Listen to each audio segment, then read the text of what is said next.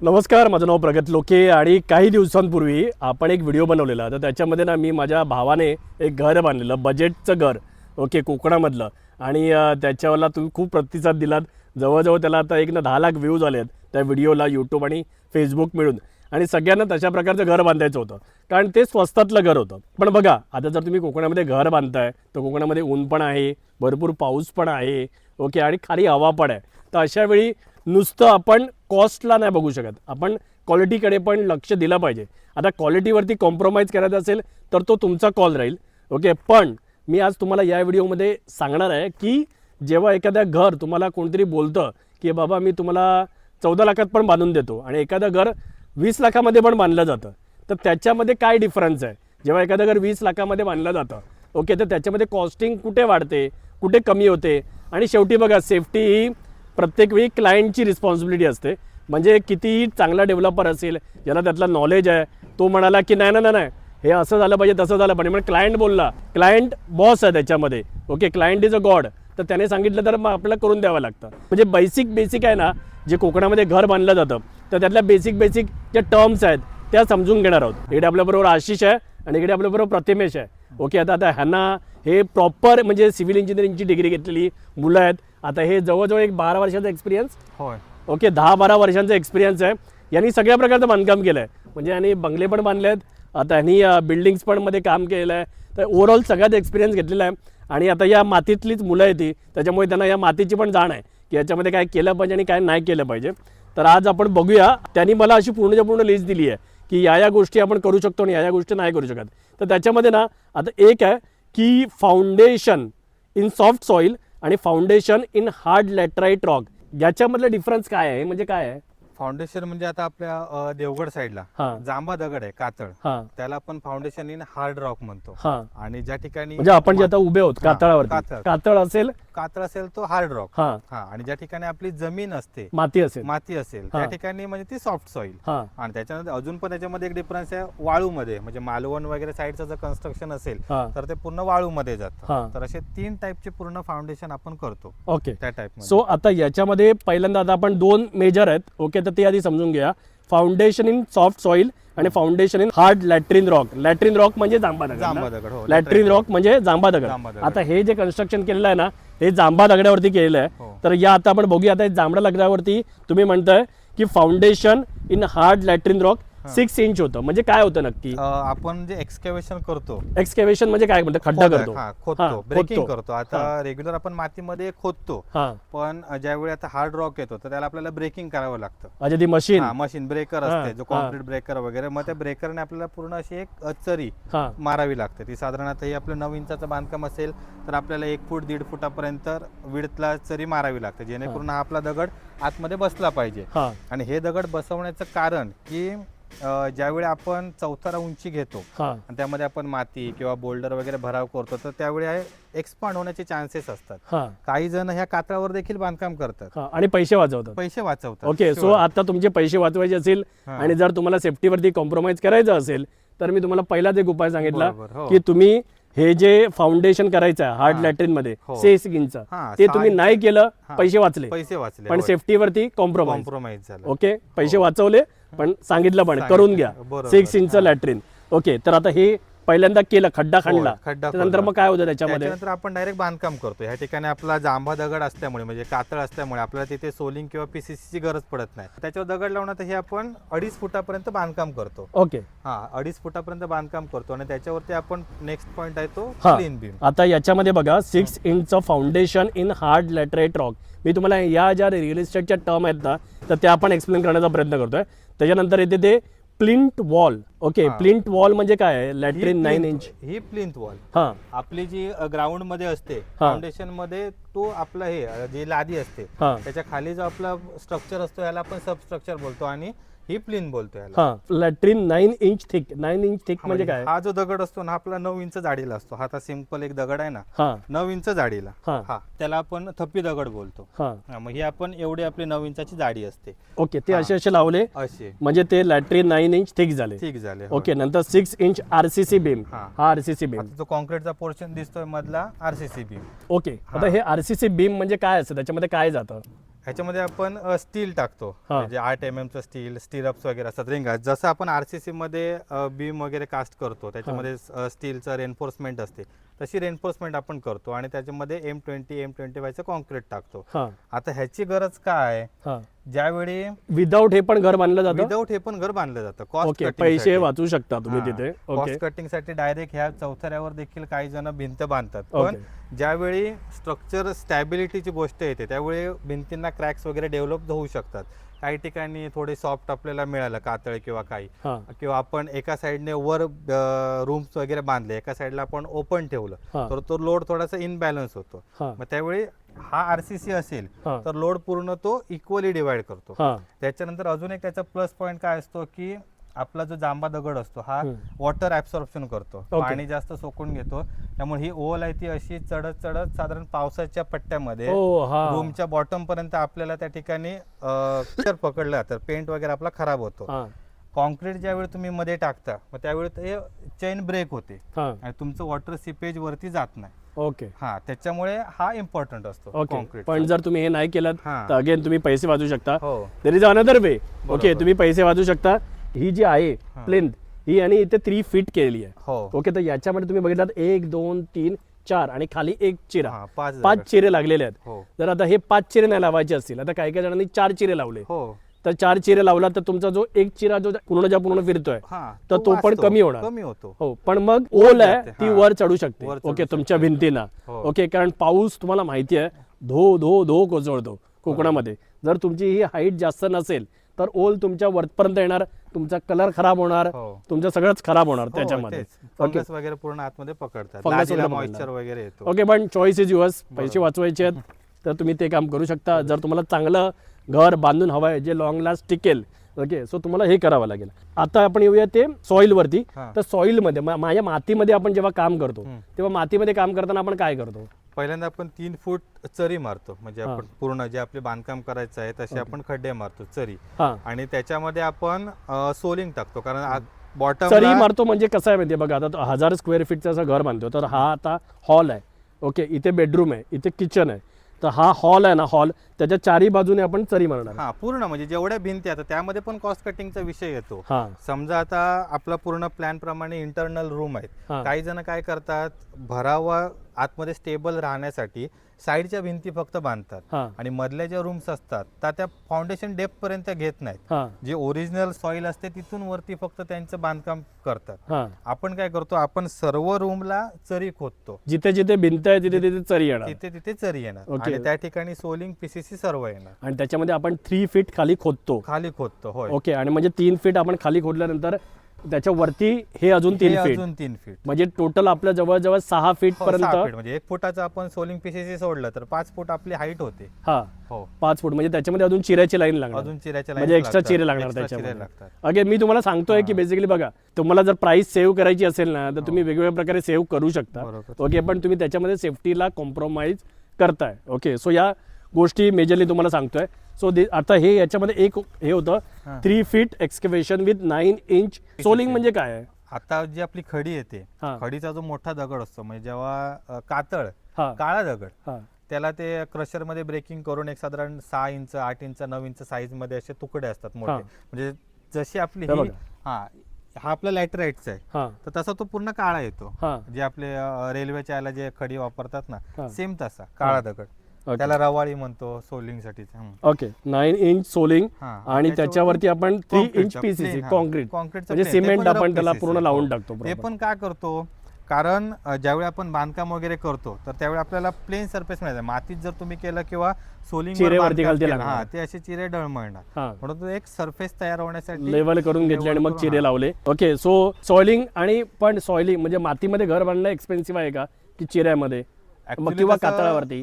माती दोघांमध्येचा हिशोब सेमच पडतो. कारण ह्याच्यामध्ये आपल्याला ब्रेकिंग करावं लागतं, त्याच्यासाठीचे चार्जेस जातात, प्लस ह्याच्यामध्ये तुमची माती निघत नाही, त्यामुळे इंटरनल फिलिंग साठी तुम्हाला बोल्डर माती सगळी बाहेरून मागवावी लागते. आणि आता बोल्डरचा पण खर्च तेवढाच होतो आणि माती पण खडीपेक्षा त्याच रेंजमध्ये गेली आहे रॉयल्टी वगैरे मुळे. त्यामुळे हिशोब सेम, त्याच्यामध्ये तुम्ही एक्सकॅव्हेशन करून माती मिळते प्लस बोल्डर पण आपल्याला थोडी टाकावी लागते. इकडे आपल्याला ते सर्व बाहेरून एक्सटर्नल टाकावं लागतं. ओके, तो आता प्लिंट म्हणजे पावा पण म्हणतात ना याला. होय. तर हे आपला पावापर्यंतचं जर तुम्हाला सगळं आता एक्सप्लेन झालेलं झालेलं, असेल, हो. कळलं ना आता याच्यामध्ये बरोबर. कोणता पॉईंट राहिला. नाही. ओके, तो आता बघा सिव्हिल इंजिनियर असल्याचा हा फायदा आहे. आता आपण येऊया ते plinth height above ground level is 3 feet. 3 फूट 3 फीटला वरती आलो जी आपण. आपण हाईट बघितली ना ती आपण ऍव्हरेज करतो. हा. ऍव्हरेज 3 फूट म्हणजे समजा थोडासा स्लोपिंग असेल हा. तर आपण एका साईडला 3 फूट झालं किंवा एका साईडला 4-4.5 फूट होते त्या प्रकारे, किंवा एका साईडला 2.5 फूट ठेवून एका साईडला 4 फूट केले किंवा ते ऍव्हरेज 3 फूट होते. ओके, म्हणजे कुठेतरी एक चिरा जास्त लागतो, काही कमी पण लागतो. कमी लागतो. हा, ओके, म्हणजे काही काही घरं जरा स्लोप वरती असतात, असतात. होय. तर त्याच्या अनुषंगाने आपण तुम्ही म्हणतो आता हे प्लिंट फिलिंग आणि प्लिंट पीसीसी म्हणजे काय. म्हणजे आता आपल्या इंटरनल रूम्सच्या सर्व भिंती झाल्या हा. की आता हा पोर्शन मधला ओपन असतो, हम्म. त्याच्यामध्ये आपल्याला भराव टाकायचा असतो. आता इकडे कातळावर तुमचे माती वगैरे तुम्हाला काय मिळत नाही, आणि प्लस जे आपण जे ब्रेकिंग करतो त्याचे पण काय नॉमिनल हे असतात दगड वगैरे, म्हणून याच्यावर आपल्याला बाहेरून माती आणि बोल्डर टाकावे लागतात. फक्त मातीवर तुमचं स्ट्रक्चर राहत नाही, लादी वगैरे तुमची किंवा पीसीसी तुमचा खाली ट्रॅक वगैरे जाणार. त्यामुळे आपण त्याच्यामध्ये बोल्डर आणि माती मिक्स करतो जेणेकरून ते स्टेबल राहावं, मजबूत. सो हे झालं आपलं प्लिंट पीसीसी. आता लॅट्रिन वॉल 9 इंच थिक. ठीक, हे आपल्या भिंती सर्व इंटरनल. हे 9 इंच ना. होय, ही 9 इंच आहे याची, म्हणजे हा चिरा असा लावलेला आहे. ह्याला आपण पूर्ण थप्पी बांधकाम बोलतो. 9 इंच थिक थप्पी बांधकाम. हा दगड असा उभा झाला 8 इंचाला. ह्याच्या दगडाची साईज किती आहे, हा 9 इंच आहे, हाईट याची 8 इंच आहे, आणि असा जो लांबीला आहे तो 14 इंच आहे. जर तुम्ही 9 इंच साईडने लावलात तर त्याला थप्पी बांधकाम बोलतो. 8 इंच थिकनेसला जर लावलात तर त्याला कोडी बांधकाम बोलतात, म्हणजे उभा दगड लावणे. आणि जर हा 14 इंच थिकनेसला लावलात तर त्याला अत्रस बांधकाम बोलतात. अत्रस बांधकाम आम्ही शक्यतो वाळूमध्ये करतो. ओके, म्हणजे ते अत्रस बांधकाम केल्यामुळे काय होतं, मजबूती फाउंडेशनची विड्थ वाढते, त्याच्यामुळे लोड प्रॉपर इक्वल होतो, म्हणजे डिवाइड होतो. पण त्याच्यामुळे कॉस्टिंग पण वाढत असेल, जास्त चिरे लागतात. चिरे जास्त लागतात, पण वाळूमध्ये तो विचार करून चालत नाही, कारण मजबूती पाहिजे. मजबूती पाहिजे, कारण कधी पण काही गळंगडू शकतं. आता आपण आलो ते 7 फीट हाईट लेंटल. आता ते काय आहे, त्याच्यासाठी वरती जाऊया आपण, कारण सर प्लास्टर झालेला.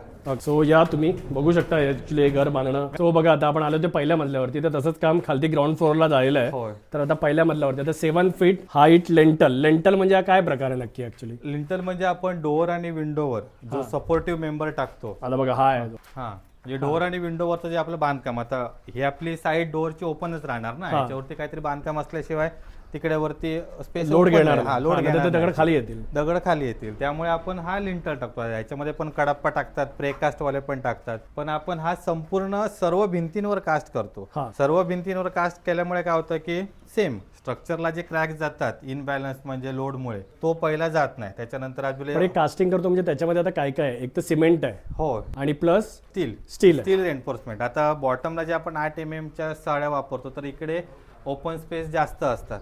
तिकडे कसं प्लिंथला वॉल टू वॉल असतात, त्यामुळे तिकडे आपल्याला लोडचा तेवढा प्रश्न येत नाही. पण इकडे आपल्याला स्टील डिझाईन चेंज करावं लागतं. आता समजा 4 फुटाची 5 फुटाची विंडो असेल तर तो वरचा दगडांचा लोड जास्त होणार, मग त्या ठिकाणी आपल्याला 10 mm चे बार वगैरे टाकावे लागतात. ओके, 10 mm म्हणजे क्वालिटी ऑफ स्टील वाढवावी लागते. ओके, आता अगेन तुम्हाला जर पैसे वाचवायचे असतील तर मी तुम्हाला मागे लास्ट व्हिडिओमध्ये जेव्हा रुपेश सागर आपण बांधत होतो तेव्हा आपण कुठेतरी याला गेलो देवगडमध्येच, आणि देवगडमधून आपण हे प्रीकास्ट सिमेंटचे स्लॅब आणलेले. ओके, आणि ते आपण टाकलेले. आता ते जर तुम्ही टाकलात, ओके, तर ते कॉस्ट इफेक्टिव्ह आहेत, पण त्याच्यामध्ये प्रॉब्लेम हा आहे की ते चिऱ्याचा लोड तेवढा बेअर करत नाहीत. ओके, जर तुम्हाला स्लॅबचं बांधकाम करायचं असेल, ओके, तुम्ही एक वेळ पत्रे वगैरे टाकत असाल तर बांधकाम असेल तर त्याला ठीक आहे. पत्र्याला पण काय होतं, त्याला पण तसं थोडासा रिस्की प्रॉब्लेम होतो, त्याच्यामध्ये साड्या कोणत्या युज करतात त्याच्यावर डिपेंड. आता आम्ही बघितले ते 6 mm च्या साड्या युज करत होते, त्यामुळे आम्ही तो विचार केला नाही. पण इकडे आपण 10 mm चं वापरतो, आणि दगडाचा लोड हा हेवी असतो. त्याच्यावर तुम्ही 6 इंच दगडाचं बांधकाम करू शकता, पण ज्यावेळी तुम्ही 9 इंचाचा थप्पी बांधकाम करणार त्यावेळी तो प्रेकास्ट एवढा लोड नाही करू शकत. ओके, सो तिथे एक तुम्ही त्या प्रकारे तुम्ही कॉस्ट वाचू शकता, एक ऑप्शन आहे. त्यानंतर मग तुम्ही आता हे जे लेंटल फिरवलेलं आहे, तर ऑप्शन तुमच्याकडे दोन्ही आहेत की तुम्ही हे लेंटल सगळंच्या सगळं फिरवा किंवा तुम्ही फक्त दरवाजापुरतं फिरवा. ओके, इथे हा दरवाजापुरतं फिरवलं, हे दरवाजापुरतं फिरवलं. आता यांनी हा भिंतीवरती पण तुम्ही बघू शकता, या भिंतीवरती पण हे लेंटल फिरलेलं आहे सगळ्याच्या सगळं. इथे जर तुम्ही ते नाही फिरवलं तर याच्यामध्ये बघा मेजरली कॉस्टिंग काय आहे घर बांधण्यामध्ये. मटेरियल आपल्याला काय लागतं, एक तर चिरे लागतात, सिमेंट लागतं आणि स्टील लागतं. ओके, आणि बाकी आपल्याला म्हणजे फिनिशिंग. ओके, तर याच्यामध्ये हे जे 3 फॅक्टर आहेत, चिरे, सिमेंट आणि स्टील. सिमेंट महाग आहे, स्टील महाग आहे. तर जर तुम्ही हे नाही केलं सेफ्टीच्या दृष्टीने ओके, तर तुम्ही अगेन तुम्ही तुमच्या सेफ्टीवरती कॉम्प्रोमाइज करून तुम्ही कॉस्ट वाचू शकता. पण जर तुम्हाला मजबूत घर बांधायचं असेल, चांगलं घर बांधायचं असेल ओके, तर अगेन तुम्ही त्याच्यावरती कॉम्प्रोमाइज करू नका. तुम्ही लेंटल पूर्ण फिरून घ्या. आता तुम्ही पण हा इकडे बघा, हे बघा, हे सगळं लेंटल या घराला प्रॉपर फिरलेलं आहे. म्हणजे प्रत्येक ठिकाणी. आता इथे काय विंडो नाही आहे, पण तरी सुद्धा इथे पण लेंटल फिरलेलं आहे, कारण याच्यावरती पण चिरे आहेत. आता हे असं बांधकाम आहे की उद्या यांनी याच्यावरती G+2 केलं तरी काही प्रॉब्लेम नाही, तरी काही प्रॉब्लेम येणार नाही. ओके, सो हे याचं ऍडव्हान्टेज होऊन जातं. ओके, सो आता हे आपलं लेंटल फिरलं, 7 फीट हाईट लेंटल. आता लॉफ्ट काय प्रकार आहे? सो बघा, हा लॉफ्ट आहे, हा लॉफ्ट आहे, हा पण लेंटल बरोबरच फिरतो. हा लेंटल सोबतच फिरतो. हा, सो लेंटल बरोबर फिरतो. म्हणजे मी काय म्हणतोय की याच्यामध्ये जे लोखंड स्टील वापरलं जातं, तर स्टीलच्या सळ्या बाहेर येतात आणि त्या स्टीलच्या सळ्या बाहेर आल्यानंतर मग त्याला एक प्रॉपर हे करून त्याच्यामध्ये सिमेंट ओतलं जातं आणि हे सिमेंटचं चांगलं मजबूत बांधकाम झालं. ओके, तर ते पण म्हणजे जर तुम्हाला कोण देत असेल तर ती एक ॲडिशनल कॉस्ट आहे ओके देणाऱ्यासाठी. ओके, सामान वगैरे पण आपण वरती ठेवू शकतो. येस, आणि मजबूत झालं. Okay, same thing with the bathroom slab. आता इथे आता बघा, हा इथे आहे हा बाथरूम स्लॅब. ओके, हा बाथरूम स्लॅब आहे. तर हा तुमचा लेंटल बरोबरच फिरला ना, आता कास्ट होतो, सोबतच कास्ट होतो. आणि तो आपण 7 फूट हाईटला ठेवतो, जेणेकरून वरची आहे ते पाण्याची टाकी किंवा काय आपले इन्व्हर्टर वगैरे असतात, सामान असेल तर ते आपण त्या ठिकाणी स्टोअर करून ठेवू शकतो. ओके, सो लेंटल बरोबरच आपला बाथरूम स्लॅब पण होऊन जातो. ओके, विंडो सज्जा म्हणजे एक्सटर्नल बाहेरचा. हे आता गॅलरी असल्यामुळे हा इकडे विंडो सज्जा छोटा आहे. हे आपण 15 इंच येत येतो लांबीला, 15 इंच, 1.5 फुटाच्या आसपास. ओके, आणि त्याच्याशिवाय रूम वॉल हाईट म्हणजे किती हाईटचं आहे ते 10 फीट. ते दॅट इज व्हेरी कॉमन सगळीकडे.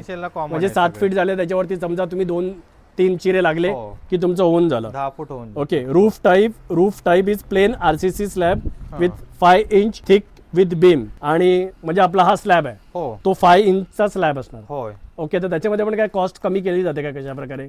नाही, स्लॅब मध्ये कॉस्ट कटिंगला काहीच ऑप्शन नाही. तरी पण एक ऑप्शन आहे, म्हणजे आता आम्ही स्टील डिझाईन करून घेतो.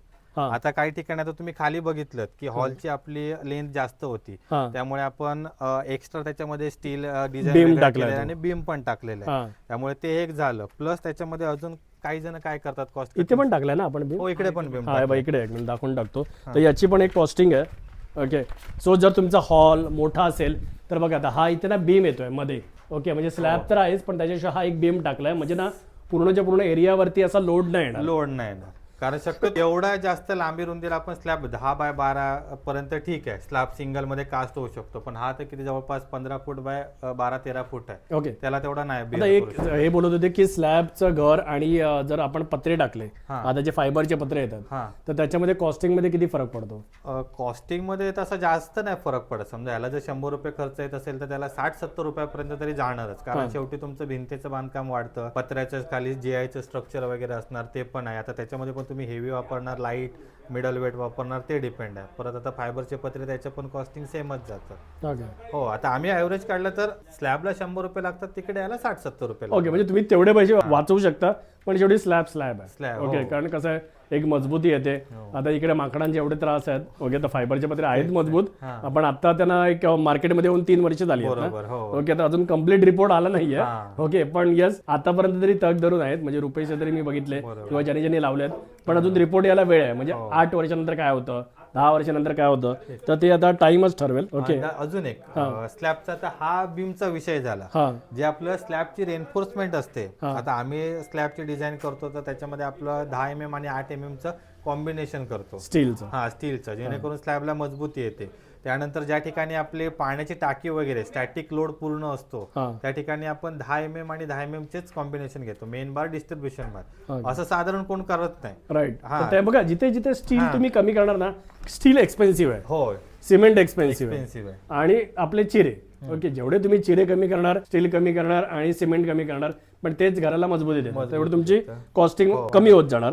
ओके, आता राहिला पॅराफिट वॉल 3 फूट विथ डिझाईन. ती समोरची वॉल ना? ती समोरची वॉल पॅराफिट. ओके, म्हणजे तुम्हाला जी समजा तुमचा टेरेस आहे, तर टेरेसला ही जी वॉल दिली जाते. ओके, आता काही जण देत नाहीत किंवा छोटीशीच वॉल करतात. ही जर 3 फीटची वॉल आहे, ओके, तर त्याची एक कॉस्टिंग आहे 2.5 फूट पर्यंत देतात. तर तिथे थोडे पैसे तुम्ही वाचवू शकता.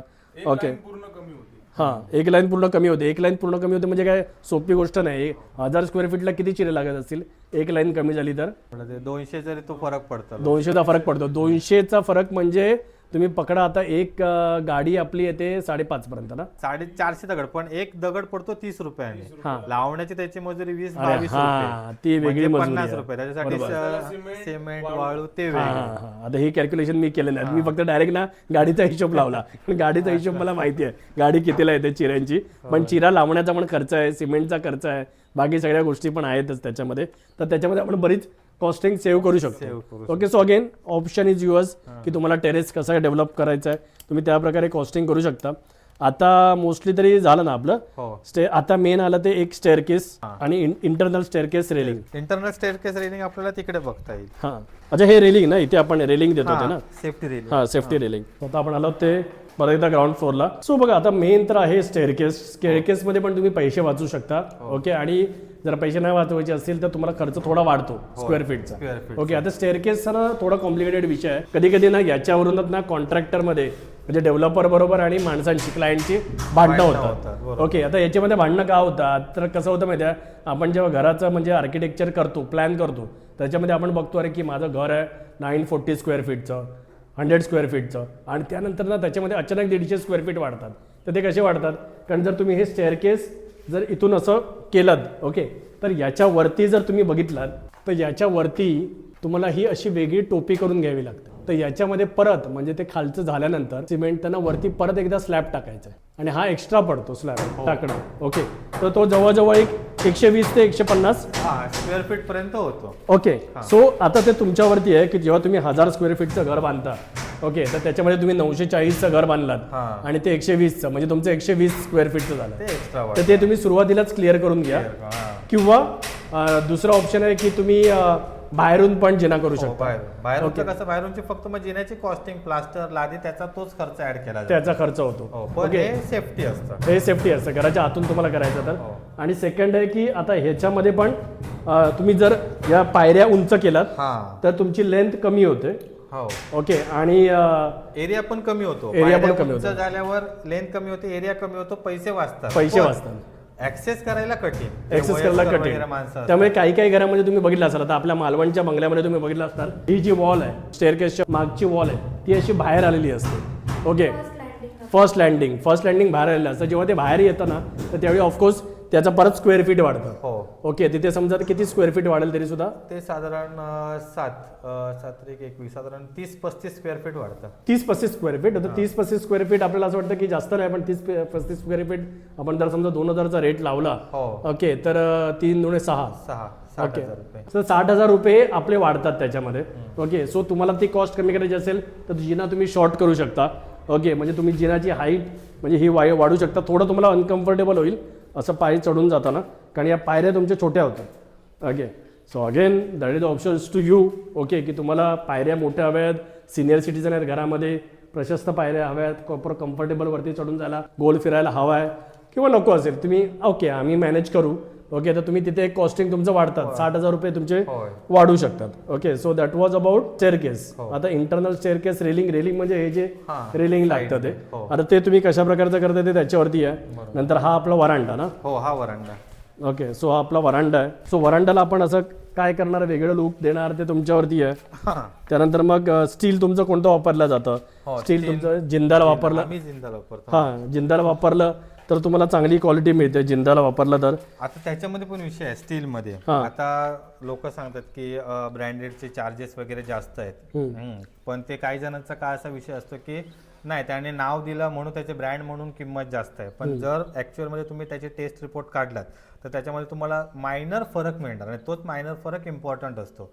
म्हणजे आता तुम्ही जिंदालचं कंपॅरिझन करा किंवा टाटाचं कंपॅरिझन करा आणि प्लस अंबाशक्ती, शिर्डी वगैरे यांचं कंपॅरिझन करा, नॉर्मल तुम्हाला टेन्साईल स्ट्रेंथ वगैरे त्यांची थोडाफार फरक मिळणार. आता हे थोडं हार्ड येतं, ते थोडंसं सॉफ्ट येतं. शक्यतो जे कामगार काम करणारे असतात ते सांगणार की तुम्ही शिर्डीच आणा, कारण त्यांना ते बेंटअप करायला चांगलं पडतं, पण हे शक्यतो ते वैतागतात करायला, आणि याच्यामध्ये हार्ड येतो, त्यांना पूर्ण बेंटअप करायला, बांधायला वगैरे खूप कठीण जातं. अच्छा, सेम सिमेंटमध्ये. अल्ट्राटेक ACC आहेत, त्यांची कंप्रेसिव्ह स्ट्रेंथ वगैरे पूर्ण त्यांचे जे इंटरनल सौर पॉईंट्स आहेत, प्लस तुम्ही लोकलचे म्हणजे कमी रेटवाले JK वगैरे किंवा आहे, आता मी ब्रँड मुद्दा म्हणून सांगतोय, हा पण याच्या टेस्ट रिपोर्ट मध्ये डिफरन्स आहे मायनर. ओके, सो अगेन तुमच्यावरती आहे की तुम्हाला जर कॉस्ट इफेक्टिव्ह काम करत असेल तर तुम्ही लोकल सिमेंट वापरू शकता किंवा तुम्ही लोकल स्टील पण वापरू शकता. अगेन तुम्ही सेफ्टीला क्वालिटीवरती कॉम्प्रोमाइज करताय पण तुम्ही तिथे पैसे वाचू शकता. ओके, तो ऑप्शन मी तुमच्यावरती सोडतोय की बघा प्रत्येकाचं बजेट आहे. कोकणामध्ये घर बांधावं प्रत्येकाला वाटतं, प्रत्येकाचं स्वप्न आहे, पण कोकणामध्ये घर काय तुम्ही 10 वेळा बांधणार नाही, तुम्ही एकदाच बांधणार आहात आयुष्यामध्ये. तर त्याचा पण तुम्ही विचार करा की तुम्ही लो क्वालिटी मला वापरता, तुम्ही वाचवता किती आहे, 1.5 लाख 2 लाख रुपये.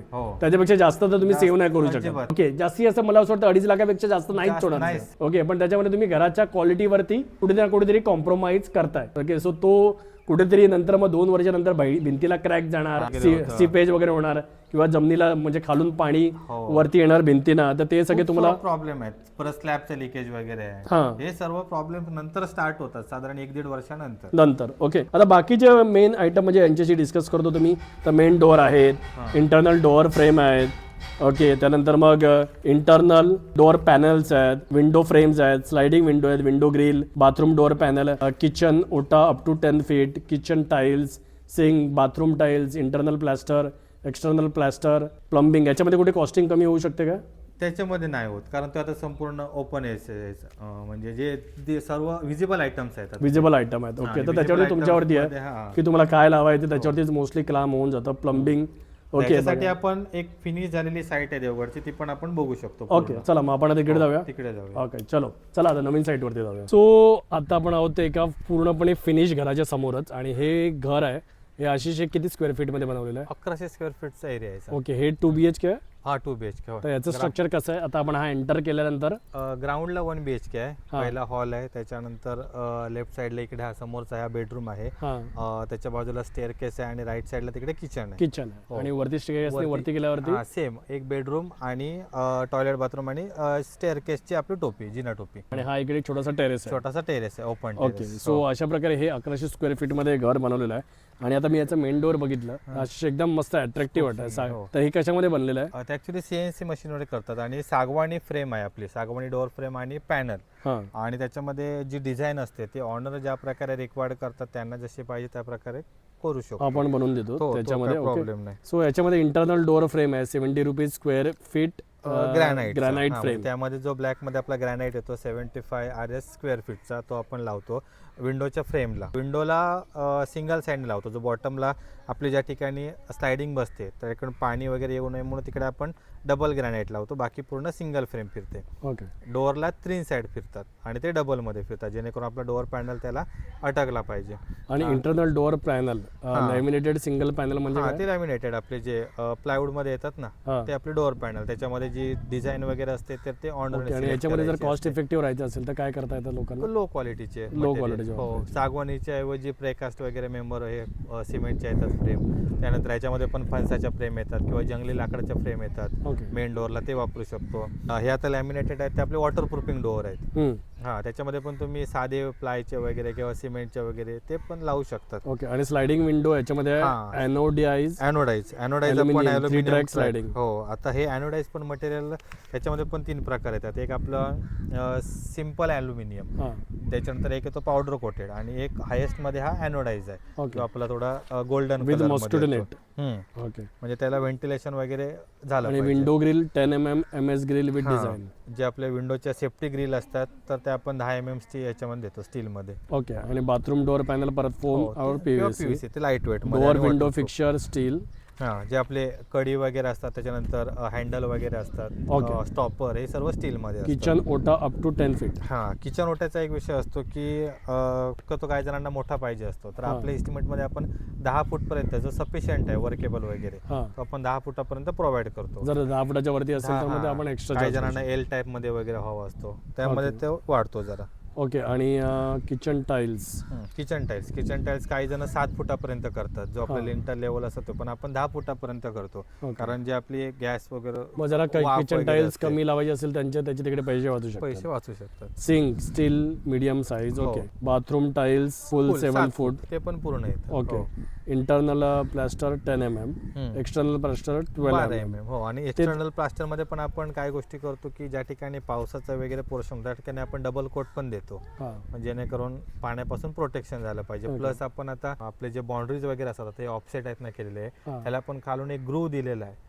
तो म्हणजे तो पाणी आपलं भिंतीवर सिपेज करत नाही, तो बाहेरच्या बाहेर सर्व हे करतो. आणि प्रत्येक स्लॅबला आपण हे दिलेलं आहे बाहेर ऑफसेट 9 इंचाचा. काही जण लुकसाठी म्हणून प्लेन आपला स्लॅब करतात, पण प्लेनमुळे काय होतं की पूर्ण भिंतीवरून पाणी येतं. किंवा काही वेळा काय होतं, जर आपण पूर्ण सेम भिंत प्लास्टर केली, स्लॅबवर जे पडणारं पाणी असतं ते आतून त्या प्लास्टरमधून जाऊन आतल्या रूमच्या आपलं जो स्लॅब असतो तिथून खाली सिपेज होतं, म्हणून आपण स्लॅबचा ऑफसेट बाहेर काढतो. म्हणजे स्लॅबवर पण पडलेलं पाणी डायरेक्ट बाहेर येतं. हा. आणि प्लस भिंतीवर पण बसत नाही. ओके. ते जसं बाहेर आलेलं आहे बाहेर आलेलं. आणि विंडोला आपण ते असे ते रेडीमेडच येतो ना सज्ज तसं? नाही, ते आपण बनवावे लागतात. ओके. आता वरचे छज्जे आहे आणि साईडचे ते पडदे आहे. ते पडदे बनवावे लागतात. ते पडदे डिझाईन मध्ये आपण कास्ट करतो या टाईपचे, म्हणजे कसे दोन्ही बाजूने पावसाचं पाणी वगैरे त्याच्यावर येत नाही. ओके. आणि आता राहिलं ते WC toilets. Water tank 1000 लिटरचे 3 layer protection. हो. ते डिपेंड असतं आपण काय घेणार ते वॉटर टँक्स. इलेक्ट्रिकचं सामान पण आपल्यावरती आहे, सब्जेक्टिव्ह आहे की तुम्ही कोणत्या क्वालिटीचं घेता. बरोबर. आणि पेंटिंग पण Asian paint, internal Asian AC paint, external weather coat paint. आता बघा या ज्या गोष्टी आहेत ना, या सगळ्या तुमच्यावरती डिपेंड आहेत. तुम्हाला जर याच्यावरती कॉम्प्रोमाइज करायचं असेल तर ऑफकोर्स तुमचं कन्स्ट्रक्शन कॉस्ट कमी होत जाते. त्याच्याशिवाय इथे अजून 2 मुद्दे होते.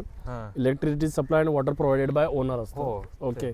आणि all government permission should be done by the owner.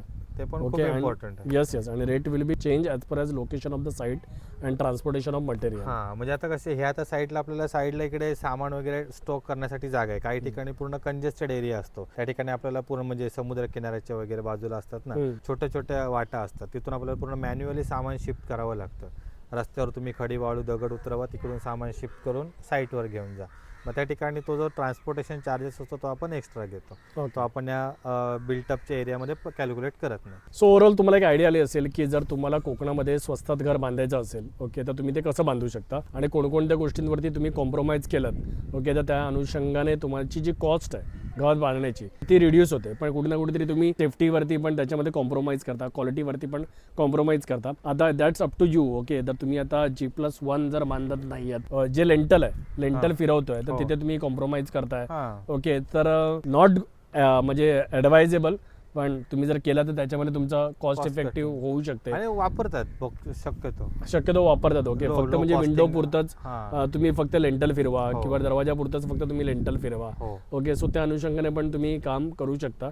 तसंच मग जी ग्राउंड लेवलची आहे म्हणजे प्लिंट लेवलची बीम आहे, तर ती पण काय काय जण टाकत नाहीत, किंवा स्लॅबच्या जवळची प्लिंट पण टाकतातच की ती पण नाही टाकत, ती पण नाही टाकत बीम. आम्ही तो बीम सेफ्टीसाठी G+1च्या फ्युचर कन्स्ट्रक्शनसाठी आपण ठेवतो. ओके. अदरवाईज तुम्ही म्हणजे किती ठिकाणी आपल्याला बीम म्हणजे कुठची बीम मस्टच आहे, म्हणजे खालची बीम सर्वच बीम मस्त आहेत ऍक्च्युली. लोड बेरिंग कन्स्ट्रक्शन मध्ये सर्वच बीम मस्त आहे, कारण लोड बेरिंग कन्स्ट्रक्शन मध्ये लोड ह्या तुमच्या भिंती घेतात. RCC मध्ये जसे कॉलम आणि बीमवर लोड असतो, तसे या भिंतींवर लोड. ठिकाणी कोणत्या ठिकाणी लोड जर समजा एक्स्ट्रा झाला तर त्या ठिकाणी तो पोर्शन खाली थोडासा प्रेस होऊन त्या ठिकाणी क्रॅक्स डेव्हलप होतात, आणि बहुतेक घरात झालेला आहे हा काम. ओके. तो एक आहे. आणि दुसरं मला विचारत होतं की आता जर आपण कोकणामध्ये घर बांधतोय, तर मग आपण लोड बेरिंगचं की RCC, ओके, याच्याबद्दल काय सांगशील? आता ज्या ठिकाणी वाळू आहे किंवा एक्स्ट्रीम म्हणजे दलदलीचा पोर्शन आहे नदीच्या वगैरे बाजू, तर त्या ठिकाणी RCC मस्त आहे. त्या ठिकाणी तुमची सॉईल तेवढा लोड कॅपेबल म्हणजे बेअर करू शकत नाही. पण ज्या ठिकाणी देवगडचं पट्टा आहे, कातळ वगैरे, त्या ठिकाणी बिंदास लोड बेरिंगला जाऊ शकता. किंवा जर G+2 ला जायचं असेल तुम्हाला तर एक RCC पाहिजेच, मस्त. पण कातळावर पण आपण G+2 पर्यंत बांधतो, पण आम्ही शक्यतो रेकमेंड करत नाही.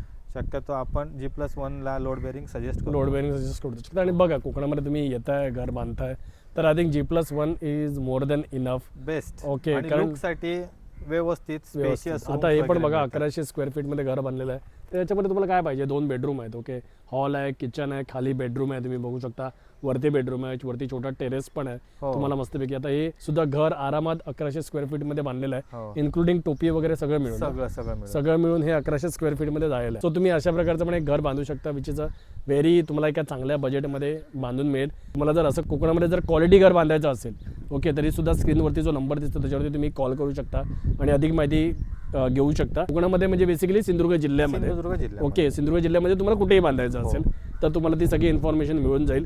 आणि स्वस्त जर घर बांधायचं असेल तुमच्या रिस्कवरती ओके, तर आम्ही तुम्हाला आयडिया देऊ शकतो ओके, अजून काय करू शकतो ओके. सो तुम्ही कॉल करू शकता, कन्सल्टन्सी फी आम्ही चार्ज करतो यासाठी ओके. सो ओव्हरऑल तुम्हाला हा व्हिडिओ कसा वाटला तर ते तुम्ही मला कमेंट करून नक्की सांगा. आणि जर व्हिडिओ आवडला असेल तर प्लीज लाईक करा, शेअर करा आणि आपल्या चॅनलला सबस्क्राईब करून बेल बटन दाबा. धन्यवाद.